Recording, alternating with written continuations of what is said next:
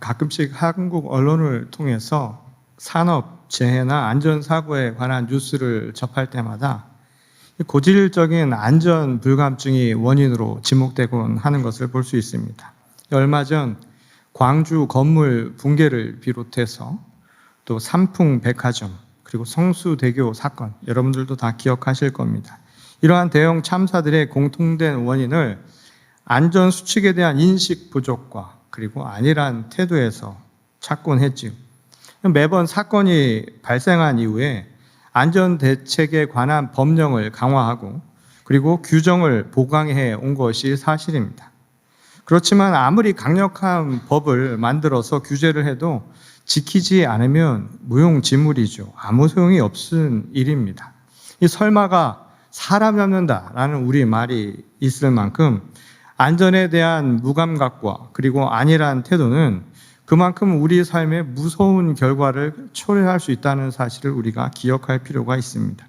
예수께서도 신앙생활과 관련해서 중요한 부분을 항상 깨어있으라라고 가르쳐 주신 바 있지요. 이 누가복음 말씀을 보면 이런 말씀이 납니다. 우리 같이 한 목소리 읽어보겠습니다. 너희는 스스로 조심하라. 그렇지 않으면 방탕함과 술 취함과 생활의 염려로 마음이 둔하여지고 뜻밖의 그날이 덫과 같이 너희에게 임하리라. 이날은 온 지구상에 거하는 모든 사람에게 임하리라. 이러므로 너희는 장차 올 이 모든 일을 능히 피하고 인자 앞에 서도록 항상 기도하며 깨어 있으라 하시니라. 우리가 신앙생활을 하면서 마음이 둔하여지는 것, 이게 얼마나 우리에게 위험한 신호인가를 가르쳐주는 말씀입니다. 우리의 마음을 둔하게 하는 원인에는 여러 것들이 있을 수 있죠. 오늘 예수께서 말씀하신 것처럼 생활의 염려라고 하는 것이 때로는 우리를 둔하게 만들기도 합니다. 무엇을 먹을까? 무엇을 마실까? 무엇을 입을까라고 하는 우리들의 질문이 때로는 우리의 영적인 생활을 둔감하게 만드는 원인으로 작용하기도 하죠. 또는 방탕과 무절제한 신앙생활 또는 무분별한 태도가 우리를 막아서는 방해 요인이 될 수도 있습니다. 그런데 어느 쪽이든 결국 중요한 것은 하나님의 말씀에서 벗어나 있으면 이런 상황이 발생한다는 것이지요. 그래서 예수께서 항상 기도하며 깨어있으라고 우리에게 분부하신 이유입니다.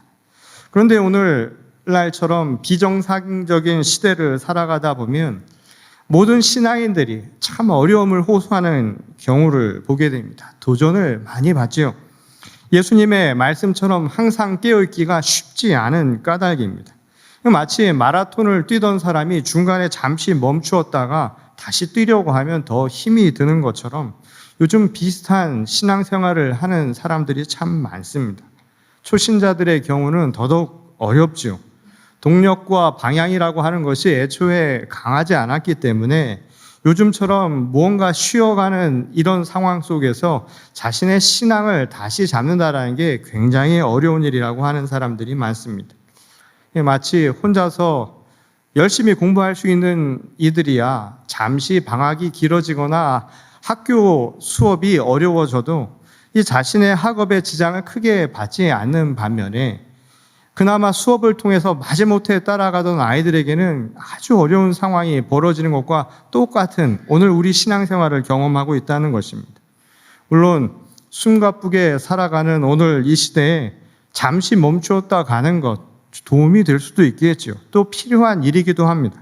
그런데 문제는 쉼이라고 하는 것은 말 그대로 쉼이어야 하죠. 그것은 잠시 멈출 뿐이라는 겁니다. 쉼으로 완전히 끝을 맺어서는 안 된다는 거예요. 그 말은 움직이지 않는 것은 생명이 없는 것과 마찬가지의 이치라는 것입니다. 마치 흐르지 않고 물이 고여 있으면 죽은 물인 것처럼 똑같은 이치라는 거예요.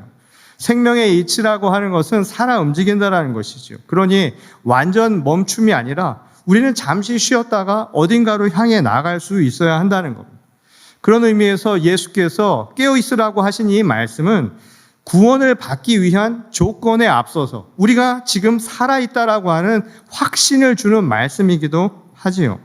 그러므로 예수님이 항상 기도하며 깨어있으라고 하는 이 말씀은 지금 우리가 살아있는 존재라는 것을 재확인시켜주는 말씀이라는 거예요.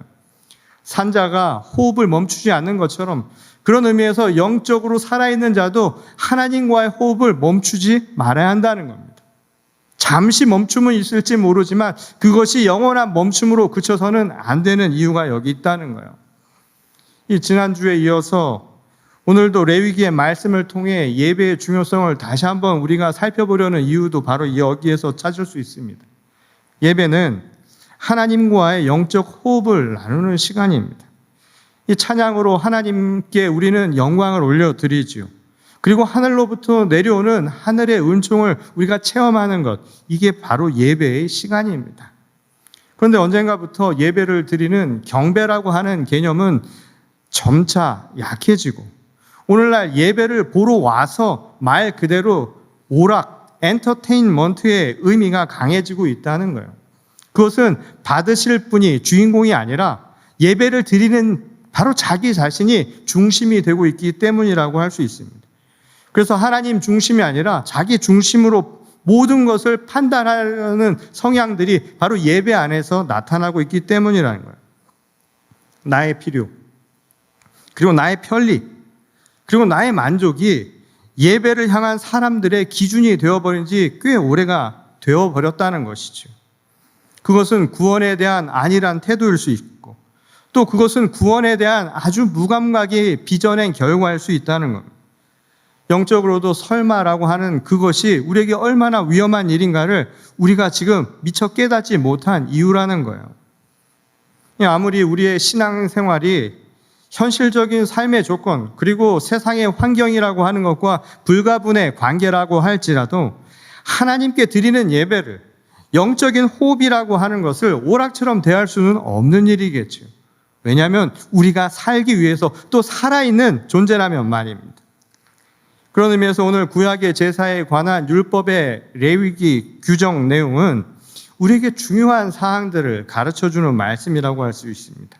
오늘 우리가 읽은 레위기의 본문은 소제에 관한 아주 중요한 사실을 우리에게 전하고 있죠. 이 소제라고 하는 것은 grain offering, 말하자면 예물로 곡식을 드리는 형식의 제사를 뜻하는 말입니다.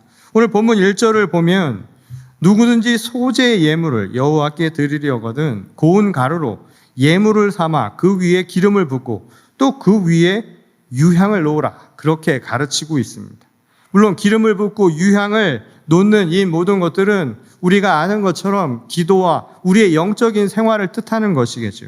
근데 중요한 것은 이 예물을 이야기하면서 그것을 곱게 갈아서 드리라고 하는 바로 그 대목입니다. 그런데 이 제사라고 하는 것을 통해서 우리가 생각해 볼 부분이 있지요. 우리가 이미 지난주 레위기 1장의 말씀을 통해서 나눈 것처럼 예물로 드리는 진정한 예물은 무엇이어야 하냐라는 것입니다. 희생 제물로 드리는 것은 말 그대로 나를 대신하는 대용물에 지나지 않는다는 거예요. 그것이 짐승이 되었든 또는 곡물이 되었든 결국 드려야 할 중요한 예물의 핵심은 자기 자신이어야 한다는 겁니다. 그런 의미에서 예물을 고운 가루의 상태로 드리라고 하는 이 말씀은 바꾸어 말하면 내 자신을 고운 가루처럼 갈아서 하나님께 드리라는 말씀으로 이해할 수 있죠. 이것이 바로 하나님께서 기뻐 받으시는 향기로운 제사가 되는 길이라는 거예요. 예배자는 고운 가루처럼 자기 자신을 빻고 또 빻고 그래서 갈아내는 심정으로 이 예배에 참여할 수 있어야 한다는 겁니다. 여전히 예배를 참석하면서 예배를 드리면서 우리 스스로 여전히 갈리지 않은 부분들이 남아있는 경우를 우리는 여러 번 체험하죠. 여전히 세상의 잡념과 또한 자신의 욕망의 덩어리라고 하는 것이 완전히 정제되지 않은 상태로 이 자리에 오거나 또는 예배를 드리려고 하는 사람들이 많다는 거예요. 생각은 딴 데가 있는 경우가 많죠. 몸은 여기 앉아 있는지 모르지만 우리의 마음은 저 문 밖에 있는 경우도 너무 많다는 거예요. 온갖 생각과 온갖 잡념과 또한 여전히 무너지지 않은 그 무언가가 덩어리처럼 우리 가운데 남아있기 때문이라는 겁니다. 그런 의미에서 예배자는 자신의 이기적인 그 모든 것들을 빻고 또 빻는 거라는 거예요. 그래서 고운 가루처럼 갈아서 준비를 하는 것, 이게 바로 예배자의 가장 중요한 부분이라는 것을 오늘 이 이야기는 가르쳐주고 있는 것입니다. 결국 예배라고 하는 이 처소, 우리가 드리는 이 예배당은 우리가 세상으로부터 가져온 수많은 덩어리들, 사욕과 그리고 우리의 사념이라고 하는 것을 빻고 빻아내는 방앗간이라는 거예요. 그것을 갈아내는 방안은 결국 하나님의 말씀입니다. 그때 방앗간의 주인이신 하나님께서 가루처럼 남김없이 우리가 하나님 앞에 드릴 때 그걸 새롭게 빚으신다는 거예요. 그래서 우리를 새로운 피조물로 거듭나게 만드신다는 겁니다. 곧 하나님의 말씀이신 그리스도 안에서 우리가 새로운 피조물로 다시 태어나는 기쁨을 누리는 것, 그게 바로 오늘 이 예배의 처소에서 일어나는 사건이라는 거예요. 바울 사도도 고린도후서 5장 10절 말씀을 통해서 이렇게 이야기한 바 있죠. 그런즉 누구든지 그리스도 안에 있으면 새로운 피조물이라. 이전 것은 지나갔으니 보라 새 것이 되었도다. 오늘 이 시간 우리는 하나님 앞에 우리 자신을 드리는 겁니다. 그것은 우리 안에 있는 모든 덩어리들을 다 빻고 갈아서 고운 가루처럼 하나님 앞에 드리는 거예요. 그때 이 방앗간의 주인이신 하나님께서 그 고운 가루를 빚어서 새로운 피조물로 우리를 다시 만드신다는 거예요. 그래서 우리가 이곳을 떠날 때는 그리스도 안에서, 예수 그리스도의 말씀 안에서 새로운 피조물로 거듭나 나간다는 거예요. 그래서 우리가 맞이하는 이제 새로운 하늘, 새 땅이 열리게 된다는 겁니다. 그래서 매 주마다 오늘 이 자리에 참석하신 모든 성도들은, 예배자들은 새로운 하늘, 새 땅을 체험하는 놀라운 역사를 경험할 수 있어야 한다는 거예요. 이처럼 자신을 고운 가루로 갈아내는 과정은 우리 삶을 통해서 보면 결국 자기 자신을 수련하는 과정과 유사하다고 말할 수 있겠죠. 자신을 참회하는 마음으로 자기 자신의 모든 것들을, 내 안에 있는 작은 치부조차도 하나님 앞에 온전히 드러내는 겁니다. 그것을 고백하는 거예요. 일일이 하나님 앞에 내어놓는 것입니다. 마치 가루처럼 나의 작은 것 하나도 하나님 앞에 고백하는 시간이 바로 이 예배의 시간이라는 거예요. 우리가 일기를 쓸 때도 그런 경험을 하곤 하죠. 일기를 쓰면서 자기 삶의 고백만이 아니라 자기가 그것을 읽으면서 자신의 삶을 성찰하는 기회를 얻기도 합니다. 때로는 그것을 통해서 풀리지 않았던 모든 것이 얽혀있던 것들이 실타래가 풀리듯이 하나둘 해결되는 것을 경험하기도 하죠. 내 삶의 우선순위를 스스로 발견할 수도 있다는 거예요. 그런 의미에서 예배는 하나님 앞에 내 자신을 갈아서 드림으로, 내 삶의 모든 것들을 하나님 앞에 낱낱이 고백함으로 내게 묶여있던 것들을 해결해가는 시간이 될 수도 있다는 겁니다. 그렇다고 해서 예배를 통해 고운 가루로 나를 하나님 앞에 성찰하며 드리는 이 과정이 자기 마음밭을 가꾸는 것에만 머무는 것은 아니죠. 왜냐하면 예배는 혼자서 드리는 시간이 아니기 때문입니다. 오늘 우리는 함께 모여서 더불어 이 예식을 드리고 있죠. 예배는 함께하는 공동체 의식이기도 하다는 거예요. 그런 의미에서 한 개인이 지금 이 예배의 처소에 나와서 하나님 앞에 나를 고운 가루로 갈아서 드리는 이 모든 것은 나의 개인적인 영성 생활에 도움이 될 뿐만 아니라 때로는 이것이 누군가에게는 밑거름이 되는 일이 될 수도 있다는 것입니다. 오늘 본문 11절에 보면 그에 대한 이야기를 이렇게 얘기하죠. 이 소재로 바치는 예물에 절대로 넣어서 안 되는 것이 있다는 거예요. 그게 뭐냐면 바로 누룩과 꿀이라고 지목하고 있습니다. 누룩이라고 하는 것은 곡식을 부풀리는 성격을 가지고 있지요. 꿀은 본래의 맛을, 단맛을 내서 우리의 입맛에 맞게 맞추는 성향을 가진 것입니다. 그러니까 예물에 누룩과 꿀을 넣지 말라고 하는 이 규정을 우리가 생각을 해보면 결국 드려야 할 예물이 나라고 생각해 볼 때 나에게 넣지 말아야 할 중요한 부분이 바로 꿀과 누룩과 같은 성격임을 우리에게 가르쳐주는 말씀이죠. 결국 그 말은 무엇인가 하면 내 원래의 모습을 변화시키는 성질의 것이 들어가서는 안 된다는 거예요. 그러니까 예배가 하나님 앞에 나를 온전히 갈아서 드리는 이 시간인데 그 시간에 내가 변화되어서는 안 된다는 거예요. 그 말은 뭐냐면 나를 가식적이거나 또는 위선적으로 변화시키는 성향이 되어서는 안 된다는 겁니다. 많은 사람들이 여전히 예배를 통해서 하나님 앞에 나를 갈아드리기 이전에 이 눈의 시선이 딴 데가 있는 경우가 참 많습니다. 다른 것을 보는 경우가 굉장히 많지요. 일전에 이 90세가 넘은 한 권사님이 예배가 끝나고 저를 찾아오셨습니다. 그리고 저에게 한 가지 얘기를 하시는 거예요. 목사님 허리띠 때문에 도저히 예배를 집중을 할 수가 없다는 거예요. 그래서 제 허리띠를 보니까 제 버클이 빛이 아마 비추온 모양입니다. 그래서 그 이후로 제가 허리띠까지 다 바꾸었는데 제가 그 권사님께 그런 말씀을 드렸어요. 왜 예배는 안 드리시고 허리를 보고 계신가요? 예배는 하나님 앞에 온전히 드리는 시간 아닙니까? 찬양을 할 때도 나의 목소리를 들어서 하나님을 경배하는 것이 아니라 남이 나를 어떻게 들을까를 보는 것이 우리들의 알게 모르게 가지고 있는 습성이라는 거예요. 그것이 나를 온전하게 드리지 못하게 만들고요. 그래서 마치 나를 누룩과 같이 만들기도 하고 때로는 꿀을 바른 것처럼 변화를 시킬 수도 있다는 겁니다. 예배를 통해서 순수하게 자신을 드리는 것이 아니라 그럴듯하게 부풀리거나 또는 포장해서 왜곡시킬 수 있는 모습들이 나타난다는 거예요. 그런 가식적인 모습이야말로 아직 자기 자신을 완전히 빻아내지 못했다는 것, 갈아내지 못했다는 반증이 될 수 있다는 거예요. 예수께서는 이 당시 활동을 하시며 당시 유대의 율법학자나 제사장들에 대해서 아주 신랄한 비판을 하신 바가 있습니다. 그 이유는 그들이 제사에 대한 규정을 알고 있고 그것을 지키는 사람임에도 불구하고 여전히 그들의 위선이 보였기 때문이라는 거예요. 그들을 가식적인 형태로 만들어버린 그 무언가가 있었기 때문이라는 거예요. 그들이 하나님의 말씀을 통해서 내 자신을 완전히 갈아내는 것이 아니라 누군가를 의식했던 그들의 성향을 보시고 지목하셨던 것이었죠. 무엇보다 제사를 통해서 하나님이 홀로 영광을 받게 만드는 것이 아니라 그것을 통해서 자신의 지위를 높이려고 하거나 또는 그것을 재물을 얻기 위한 하나의 수단으로 만들고 도구로 만들어버린 것, 이것이야말로 여전히 가루가 되지 못한 하나님 앞에 온전히 서지 못한 모습이라고 예수께서는 비판하셨던 것이었습니다.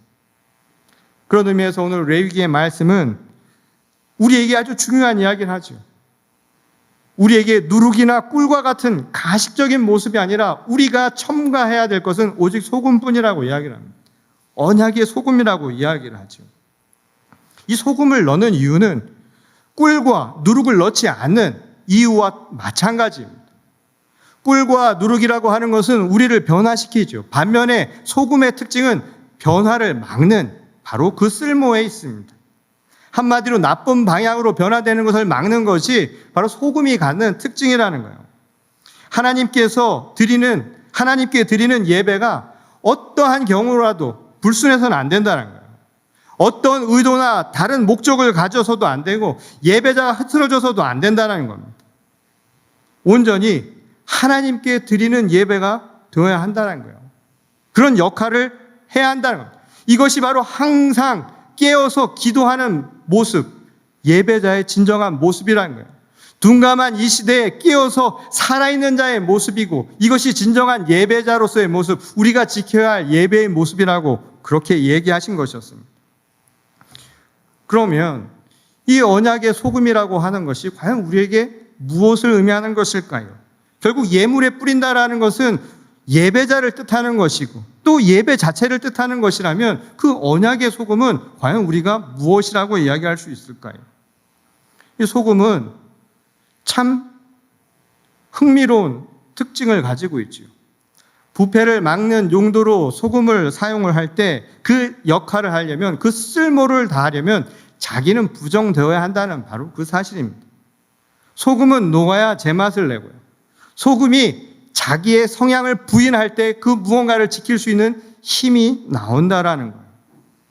예배자가 진정으로 예배하는 것도 내면의 영성이 깊어지는 바로 그 계기도 바로 여기에서 시작된다라는 겁니다. 나를 부인할 수 있는 것. 그리고 그 나의 부인은 그 누군가를 통해서 나타난다는 거예요.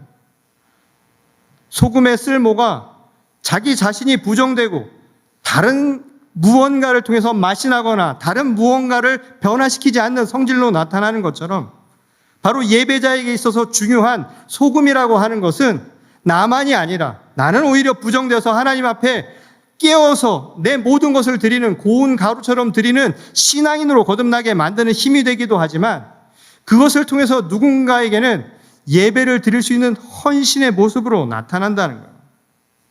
다시 말해서 타인과 공동체를 이롭게 할 수 있는 것, 그게 바로 소금이 가진 특징이라는 것입니다. 이 매주 우리는 한 번의 예배를 위해서 이 수많은 소금과 같은 역할을 하는 분들의 헌신과 그리고 그들의 땀방울을 통해서 한 번의 예배를 드릴 수 있다는 사실을 깨닫게 됩니다.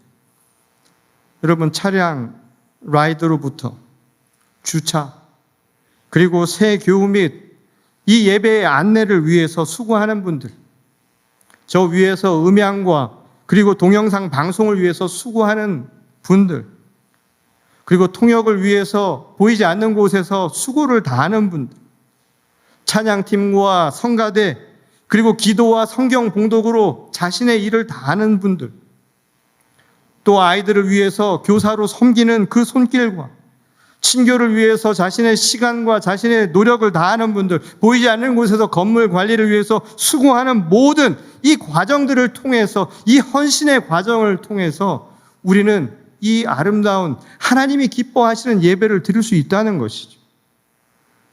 어떤 의미에서 소금은 오늘 우리를 하나님 앞에 온전히 드리게 하는 힘일 뿐만 아니라 그 힘은 녹아져서 누군가를 이롭게 하는 헌신으로 나타난다는 것을 깨닫게 만드는 아주 중요한 부분이라는 거예요. 그리고 소금이 가진 또 다른 특징이 있지요. 이 바다는 2%의 소금기만을 가지고 계속해서 똑같은 짠맛을 내는 바다를 만든다고 합니다. 적은 수의 헌신자들이, 그리고 보이지 않는 곳에서 2%의 노력을 다하는 그들의 수고를 통해서 오늘 우리가 함께 모여서 이 아름다운 예배를 드릴 수 있게 된다는 것입니다. 어쩌면 그들이 흘리는 헌신, 그리고 우리가 예배를 통해서 받는 소금이라고 하는 것은 어딘가에서 그들이 흘리는 눈물이요, 그들이 흘리는 땀방울인지 모른다는 거예요. 어쩌면 예배자에게 뿌려지는 오늘 진정한 언약의 소금은 바로 그들의 사랑의 땀방울과 사랑의 눈물일 수 있다는 것입니다. 오늘 우리가 이 어려운 시기에 내 모든 것을 갈아서 하나님 앞에 진정으로 드리는 예배를 드릴 수 있는 것, 그것은 누군가의 눈물과 누군가의 헌신을 통해서 이루어지는 것임을 우리가 깨달아야 한다는 사실입니다. 그리고 오늘 우리에게 이 예배의 중요성을 다시 한번 가르쳐 줍니다. 무감각하고 그리고 설마 하는 마음으로, 둔감함으로 살아가는 것이 아니라 내 자신을 온전히 고운 가루처럼 하나님 앞에 드릴 수 있는 신앙인으로 거듭날 수 있는 우리 모두가 될 수 있기를 원합니다. 그리고 우리 자신이 내 자신을 드려서 예배를 통해 헌신될 때 그것은 나만이 아니라 누군가의 기쁨이 될 수 있고 그것을 통해서 하나님이 기뻐 받으시는 향기로운 예배를 만드는 중요한 도구가 될 수 있음을 우리 모두 잊지 마시기 바랍니다. 바로 이것을 통해서 오늘 우리가 영적 호흡이 가능한 것입니다. 오늘 하나님과 이 예배를 통해서 하나님과의 호흡을 통해 생명을 얻고 우리가 살아있다는 증거를 확인하는 바로 이 자리가 될 수 있는 것입니다. 오늘 우리 모두를 예배자로 부르신 하나님 앞에 다시 한번 영광의 기쁨을 올려드립니다. 그리고 오늘 이 시간 나를 갈아서 하나님 앞에 내 모든 것을 드리는 여러분들 가운데 하나님께서 넘치는 은혜를 베풀어 주시기를 소원합니다. 그리고 여러분들의 헌신을 통해서 우리 모두가 하나님이 기뻐하시는 향기로운 예배가 이제로부터 영원까지 이루어질 수 있기를 주님의 이름으로 간절히 축원합니다. 우리 다 같이 기도하시겠습니다. 우리를 지키시고 우리 가운데 임하셔서 날마다 역사하시는 아버지 하나님, 오늘 예배를 통해서 하나님 앞에 우리의 마음을 온전히 드립니다. 하나님, 우리를 갈아서 우리의 작은 것 하나도 주님 앞에 온전히 드리오니 우리를 가리우지 마시고 온전히 드러내게 하셔서 주 안에서 순전한 주의 피조물로 거듭나게 하여 주시옵소서. 오늘 이 시간 그 헌신을 통하여서 우리 서로가 기쁨의 예배를 드리게 하심을 또한 감사를 드립니다. 오늘 우리의 눈물과 땀방울이 이 예배를 온전히 하나님 앞에 드릴 수 있는 기쁨의 도구가 되게 하셨으니 저희도 날마다 헌신하며 각자의 자리에서 하나님을 예배하는 진정한 예배자로 거듭나게 하여 주시옵소서. 오늘 이 시간 주님의 말씀 안에서 새로운 피조물로 거듭나 이제 새하늘 새 땅을 향해 나가는 주의 거룩한 성도들을 축복하시기를 간절히 원하오며 살아계신 우리 주 예수 그리스도의 이름으로 간절히 기도드렸습니다. 아멘.